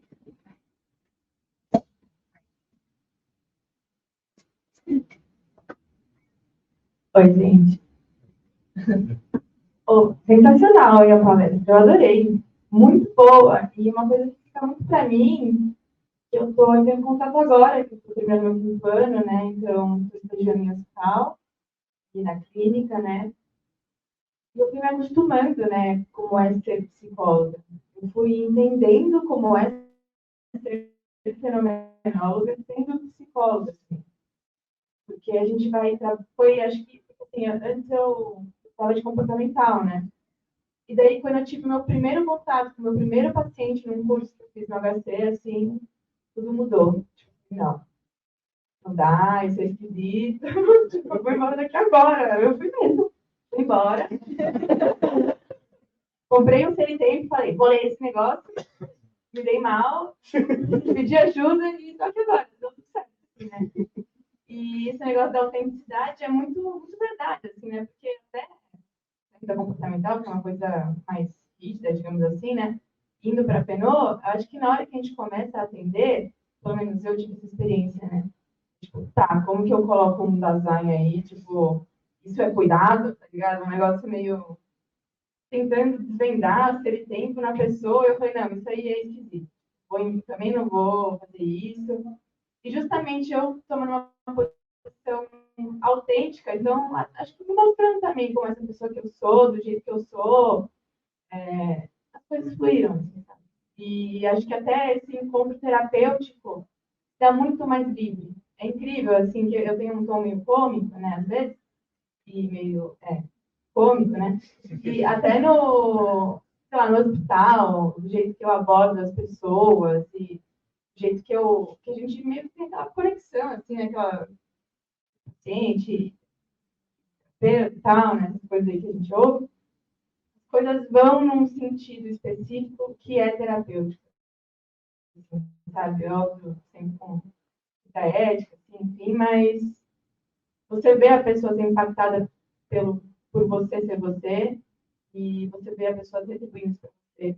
E é um negócio incrível, assim, né? E parece que vocês três, contando sobre os percursos assim, isso foi acontecendo, foi se dando, né? Vocês foram aprendendo a ser psicólogos, aprendendo a fazer fenomenologia nas suas vertentes, assim, né? Eu acho que isso é o mais mágico, né? Porque tem muita gente que fica só... que Freud disse isso, que não pode falar nada. Não abre a boca nessa questão que não dá, assim, tipo, vamos lá, meu amigo, tipo, você não é um senhor de 1920, assim, sabe? Então você só é você, sabe? Além daquele livro que você gosta, daquele cara que você estuda. E isso não pode... É importante a gente não deixar isso sobressair no nosso trabalho, sabe? No final, é humano com humano, né? Eu acho que é isso que é o mais terapêutico. A gente entender que a gente é ser humano para além de qualquer outra coisa, assim, para além de, sei lá, estudante, ou psicólogo, ou pessoa que está no hospital, doentado. Eu sou um humano, sabe? Além desse foco. Achei muito legal, acho que isso pegou muito em mim, assim, eu falar de vocês. Parabéns, gente, eu adorei. Muito legal. Alguém quer falar? Boa noite, gente. Também gostei muito. Esse ano a gente veio no movimento de continuidade da construção do semana do ano passado, a gente fortalecer, incentivar essas trocas e essa abertura para o acontecer durante o encontro, né? Acho que super rolou. Os atravessamentos, né? Quando você percebe, tipo, isso comentando, como se identificar também, né? Quando você algumas propostas de atuação, falando do campo, da inserção na comunidade. E eu fico me ressoando bastante a partir da fala, né, dessa mediação com educação inclusiva. E eu sempre comento assim, com amigos e em círculos diferentes sobre uma experiência que me atravessou muito aqui na faculdade, e foi um estágio que eu fiz no NAPA, que é um núcleo de apoio e acompanhamento para aprendizagem. E aí vem justamente como que esse lugar surge, né? Está muito atrelado à questão da deficiência. A gente tem hoje o CEPAI, que eu não vou saber traduzir a sigla agora, mas era uma política voltada a atender crianças que tinham alguma deficiência, e isso atravessava o processo de aprendizagem. E o NAPA vai surgir, acho que é 2014, mais ou menos, justamente porque o CEPAI começa a receber muita demanda de crianças com suspeitas diagnósticas e sempre essa questão da deficiência como um fator que estaria atravessando muito a aprendizagem dessa criança. E o que acontece? O CEPAI começa a perceber que muitas das demandas e situações que chegavam não estavam atreladas a uma deficiência.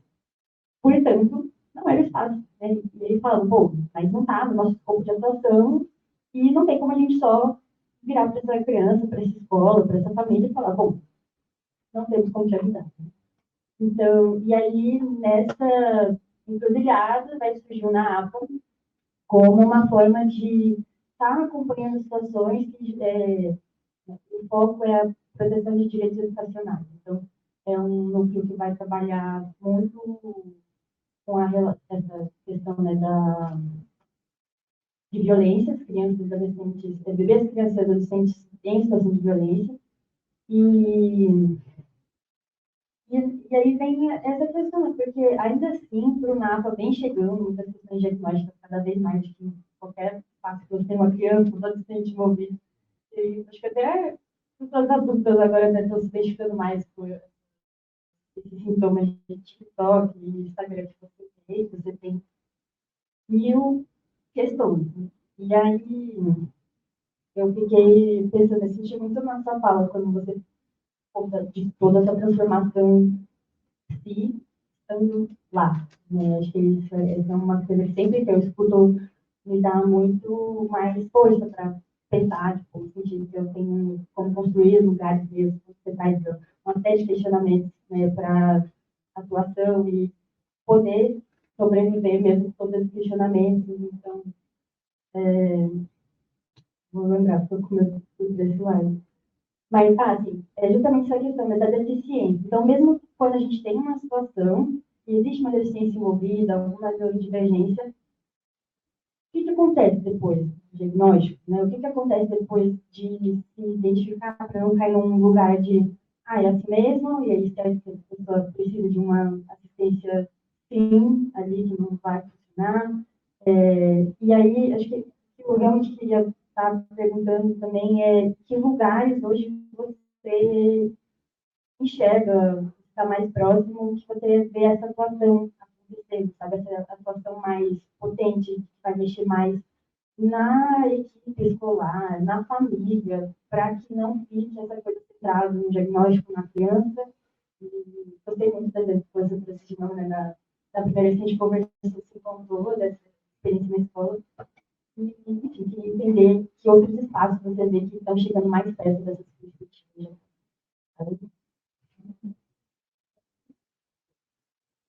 Alguém mais quer fazer uma pergunta agora?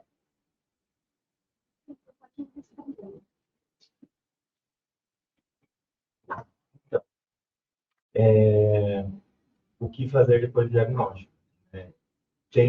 Acho que tem duas possibilidades, assim, o entender que ser uma pessoa com deficiência traz sofrimento e o sofrimento pode vir da deficiência.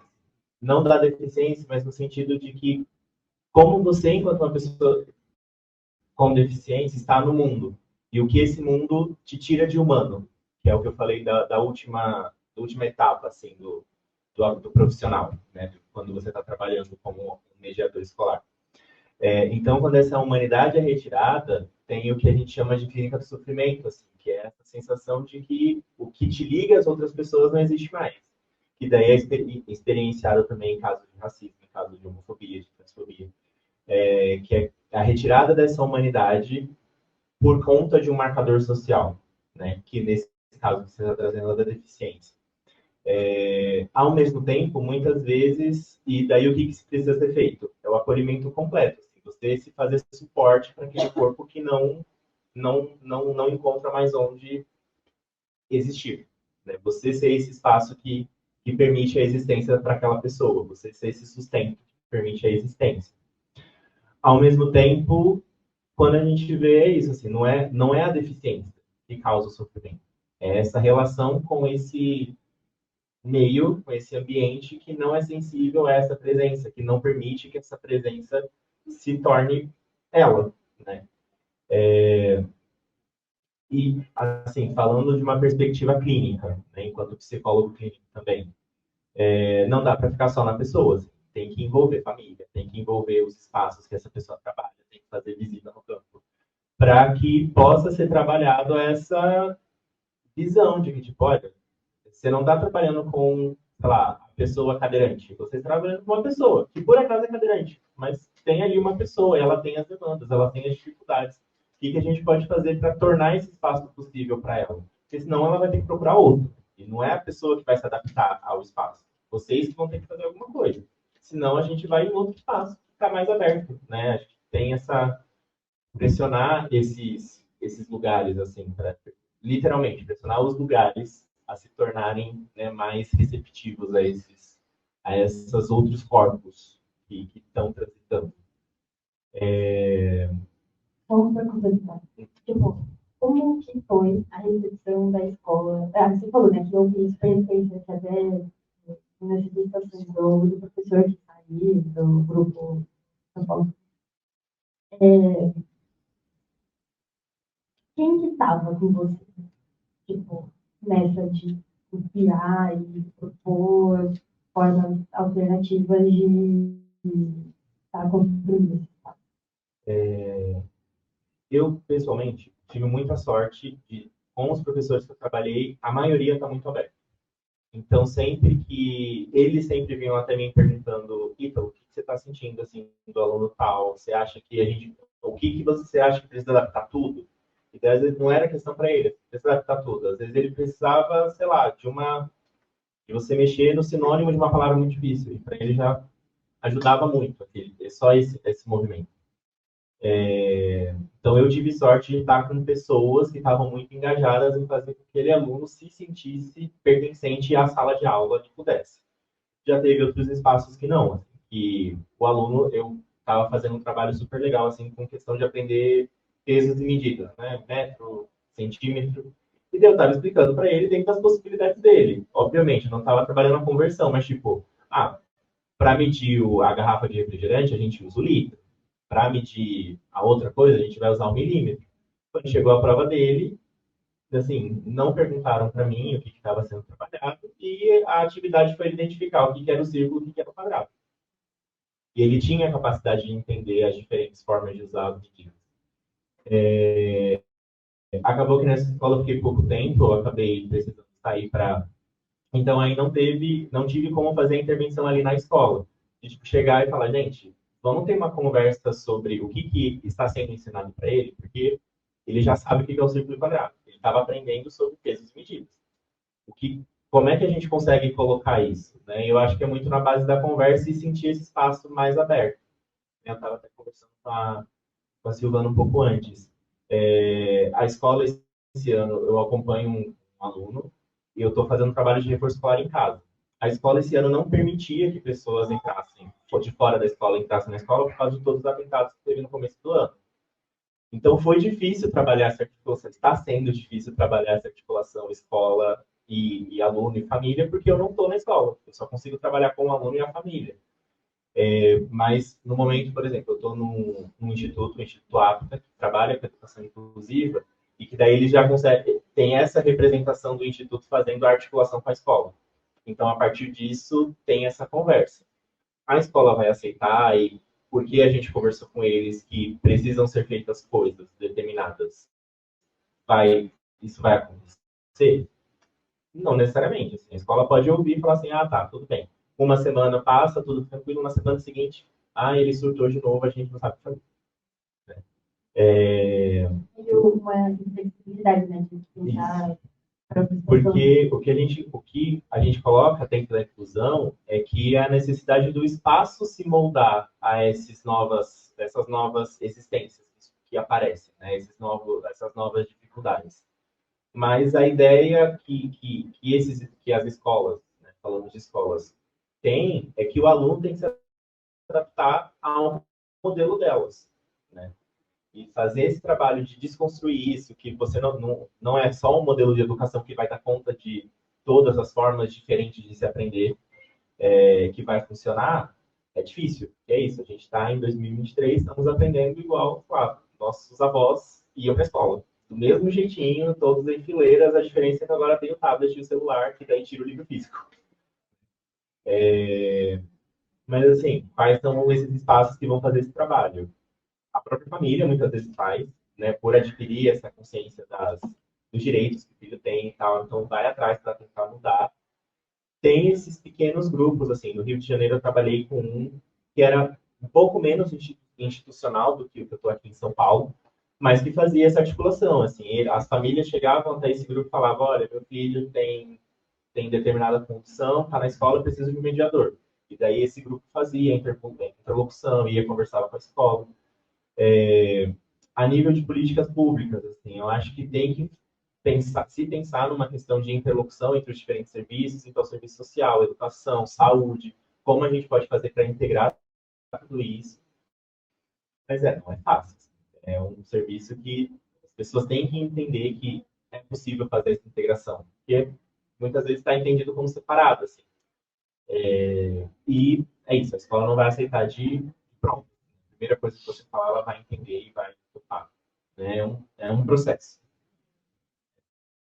Veio um processo até agora. Obrigada. Não, eu ia passar a palavra. Aqui me veio, assim, ouvindo ele falar, né, ouvindo ele falar, eu fiquei pensando que é um processo lento e a gente não faz nada sozinho, né? Então, acho que tem esse aprender a se articular, que também é alguma coisa fundamental para que isso aconteça. No caso da escola que eu falei, o diretor estava apoiando, então, quer dizer, tinha uma vontade política ali que faz toda a diferença. Se fosse, foi o professor de português que estava fechado, né? E aí a gente pode pensar também na escola enquanto um lugar de formação para todo mundo que está ali dentro. O quanto pensar numa inclusão, né, enriquece, está formando cada um, está desenvolvendo cada um, não só o aluno, mas a gente, enquanto a gente não se olha, também como vir a ser, também como movimento, a gente cai nesse modelo cristalizado que não tem espaço, né? Então, se a gente pensar que é um organismo, a gente precisa ter essa plasticidade também. Mas eu acho, assim, que é um trabalho muito lento. A gente não pode desanimar. Às vezes a gente precisa pôr lupa, mas tem um movimento acontecendo. Às vezes a gente tem essa ânsia de ver o resultado. Só para dar um exemplo, assim, eu trabalhei numa ONG que eu entrei para fazer um trabalho com as famílias. Fizemos visitas, fizemos um projeto bacana, mas na hora de realmente placar alguma coisa com as famílias, todo mundo sumiu, né? E hoje, depois de 6 anos, está começando um trabalho com as famílias. Falar, foi em vão? Não foi em vão, mas tem um caminho que às vezes não é no nosso tempo. nem sei se a gente vai colher, né? Mas talvez a geração de vocês vai colher outra coisa e assim vai. Beleza.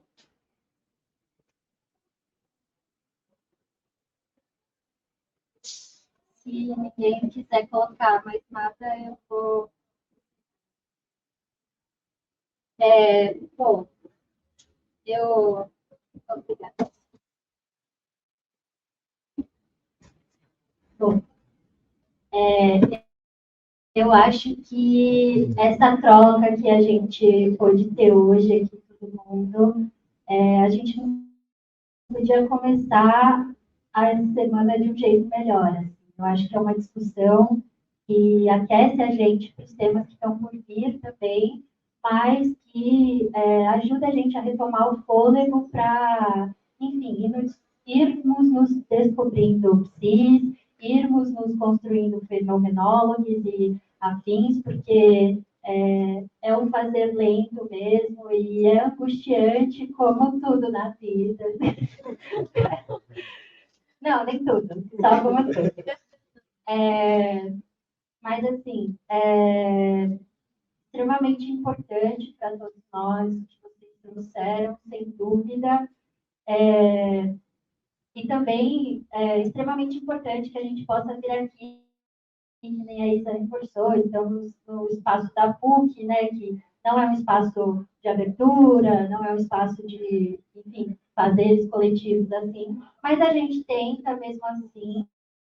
E o que vocês começaram há muitos anos, a gente também está continuando e colhendo muita coisa agora.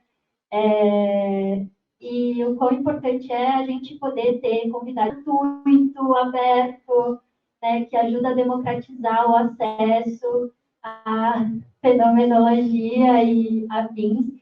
Então, eu só queria agradecer de novo a presença de todo mundo que veio, né? Esse ano a gente optou por não fazer a transmissão, justamente para recuperar essa potência da presença nos espaços da universidade, que foi se perdendo, né, depois da pandemia. Agora a gente está reconquistando a PUC, assim, mas o quão importante é que a gente possa estar junto aqui, hoje, agora, e ouvindo e pensando juntos, porque, sei lá, eu acho que o mundo é nosso para construir também, né? Então, que bom que a gente está aqui.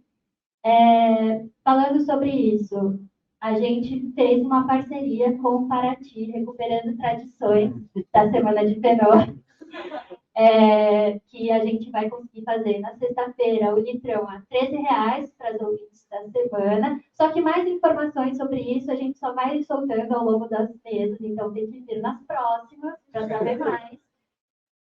E sobre amanhã, gente, a greve, né? Super importante. Nós, da comissão, ainda não tivemos tempo, por hoje ser o primeiro dia, né, da semana, a gente não teve tempo de sentar e decidir como que a gente vai fazer amanhã, mas a gente vai falar pelo Instagram, hoje mais tarde ou amanhã, no começo do dia, e aí vamos espalhar pelos grupos também. Então,